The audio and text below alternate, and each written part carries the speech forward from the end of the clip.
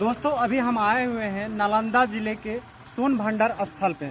इस सोन भंडार की बहुत सारी किंवदंतियां हैं जिसे हम टूरिस्ट गाइड के माध्यम से चलिए बारी बारी से जानते हैं और समझने का प्रयास करते हैं आखिर बहुत सारी किंवदंतियां क्यों इस तरह से सुनी जा रही है और क्या वास्तव में सच है। तो चलिए हम टूरिस्ट गाइड के माध्यम से सारी किंवदंतियों पर पर्दा उठाते हैं। सोन का मतलब 90% आज लोग सोना समझ कर आते हैं बसने के लिए।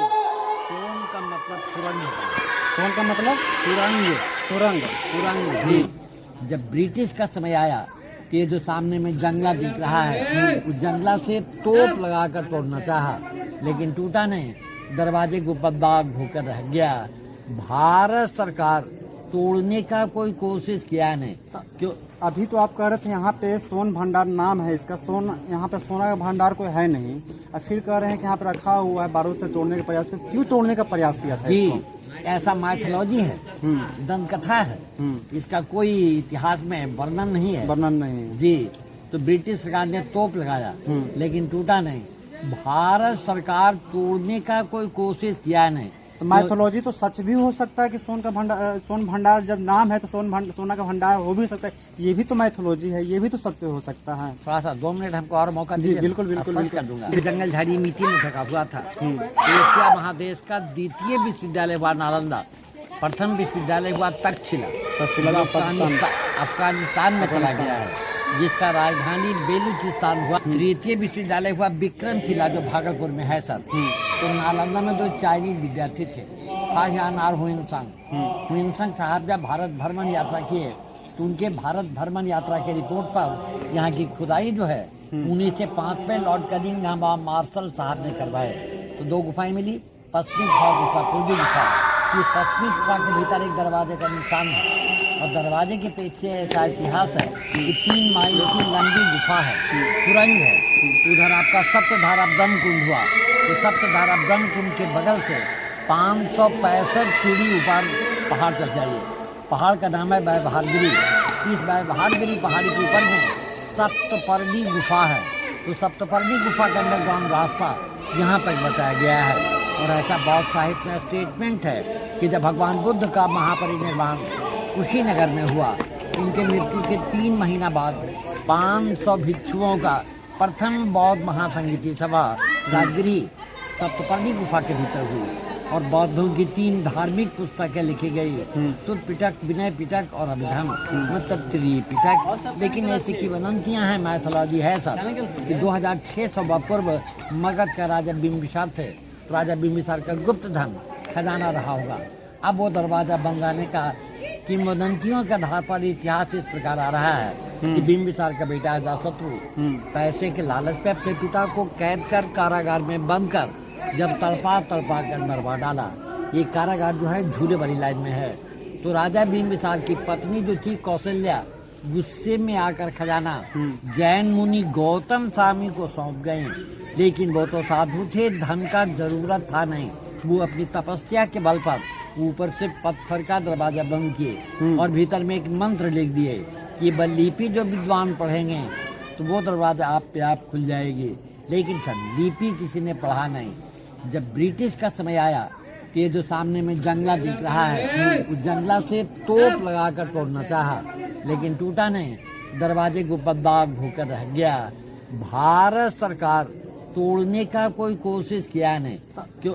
अभी तो आप कह रहे थे यहाँ पे सोन भंडार नाम है इसका, यहाँ पे सोना का भंडार कोई है नहीं और फिर कह रहे हैं कि यहाँ पे रखा हुआ है बारूद से तोड़ने का प्रयास। क्यों तोड़ने का प्रयास किया था जी इसको? ऐसा माइथोलॉजी है, दंत कथा है, इसका कोई इतिहास में वर्णन नहीं है। वर्णन नहीं है जी। तो ब्रिटिश सरकार ने तोप लगाया लेकिन टूटा नहीं। भारत सरकार तोड़ने का कोई कोशिश किया नहीं। तो माइथोलॉजी तो सच भी हो सकता है कि सोन भंडार जब नाम है तो सोना का भंडार हो भी सकता है। ये भी तो माइथोलॉजी है, ये भी तो सत्य हो सकता है। थोड़ा सा 2 मिनट हमको और मौका जी दीजिए। बिल्कुल बिल्कुल कर दूंगा। जी बिल्कुल जी। भारत सरकार तोड़ने का कोई कोशिश किया नहीं क्योंकि पहाड़ के भीतर गंधक लोहा फास्फोरस है, इससे टच होकर गर्म जल निकल रहा है। अगर इसे डायनामाइट से डिस्टर्ब किया जाए ब्लास्ट कर जाएगा, ज्वालामुखी फूटेगा, गर्म जल वगैरह बंद होने का उम्मीद है। तो अपना भारत सरकार राज का राज रहने दिया। लेकिन आर्कियोलॉजिकल सर्वे ऑफ इंडिया द्वारा जब इसकी खुदाई हुई सर तो यहाँ के पत्थरों पर कई जगह लिपियाँ लिखी गई हैं। उन लिपियों के बारे में दंतकथा है कि लिपि जो विद्वान पढ़ेंगे तो वो दरवाजा आप पे आप खुल जाएगी। लेकिन यहाँ पर एक शिलालिपि है जो आर्कियोलॉजिकल सर्वे ऑफ इंडिया द्वारा पढ़ा जा चुका है, और उस लिपि की पढ़ाई होने से ये निष्कर्ष निकला सर कि इसके पीछे खजाना वगैरह कुछ नहीं है। ये गुफाओं का भंडार है, जैन साधुओं का साधना का जगह है, मेडिटेशन का जगह है। वो लिपि देखा चलिए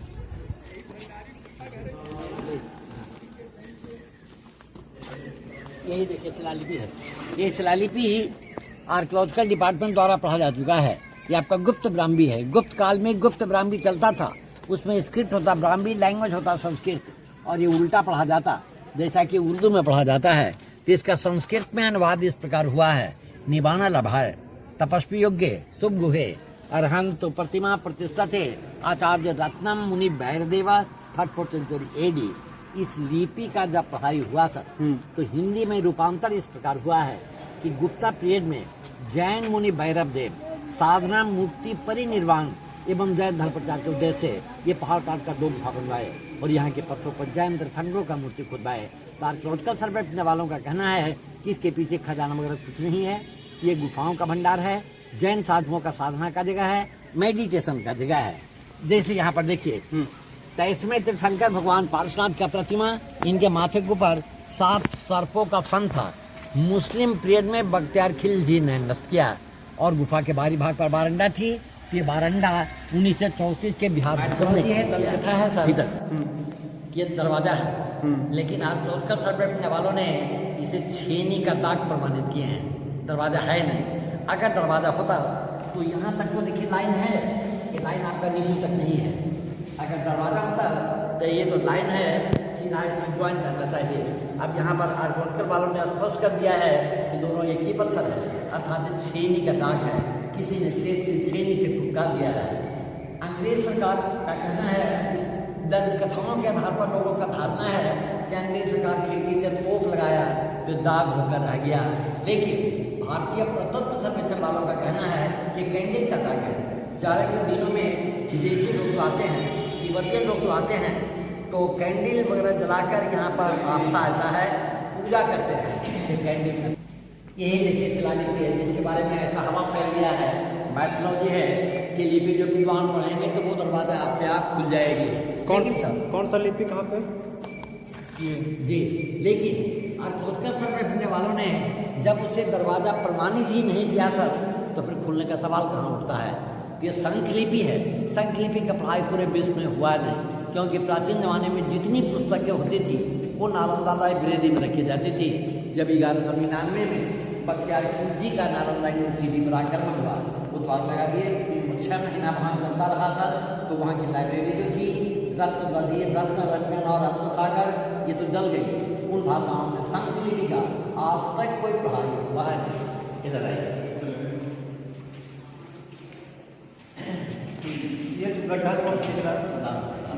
बाहर वाली लिपि के आधार पर यहाँ पर देखिए भगवान महावीर स्वामी का प्रतिमा है, माथे का चेन, पूरे बॉडी का निशान, धर्म चक्र और ये सिंह का चेन।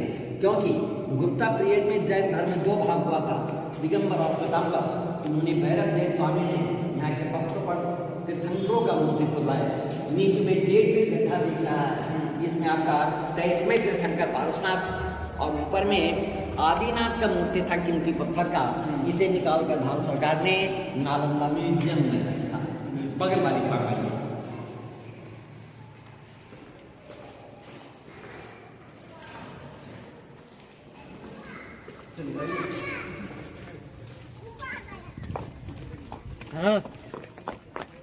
सोन भंडार के गुफा से हम बाहर आ चुके हैं और अब चलते हैं सोन भंडार के बगल वाले हिस्से में, जहाँ पे हमें ये कुछ और बातें बताने वाला है।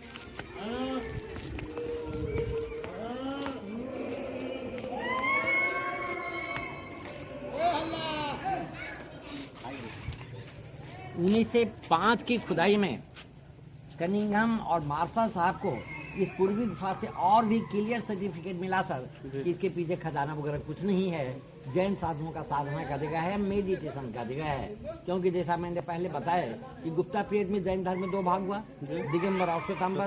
तो यहाँ के पत्थरों पर 2 संप्रदायों की जैन मूर्तियाँ हैं। इससे स्पष्ट प्रमाणिकता मिल रही है कि गुप्ता पीरियड का स्मारक है, जैन साधुओं का साधना का जगह है, मेडिटेशन का जगह है। कि 2 मंजिला 1934 के बिहार भूकंप में टूट गया। अभी देखिए इसके ऊपर ईंट और चूना सुर्खी वगैरह जो मिल रहा है, ये भूकंप के बाद भारत का प्रोटेक्शन सुरक्षा है।